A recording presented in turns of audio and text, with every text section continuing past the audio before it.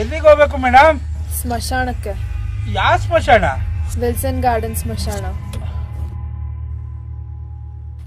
ಸರಿ ಸರಿ, ಮೀಟರ್ ಮೇಲೆ ಡಬಲ್ ಆಗುತ್ತೆ. ಪರವಾಗಿಲ್ಲ. ಸರಿ ಬನ್ನಿ.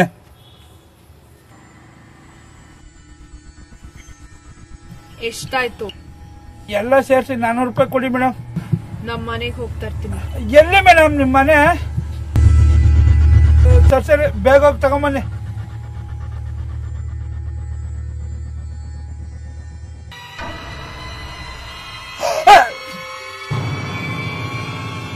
ಯಾರು ನೀನು?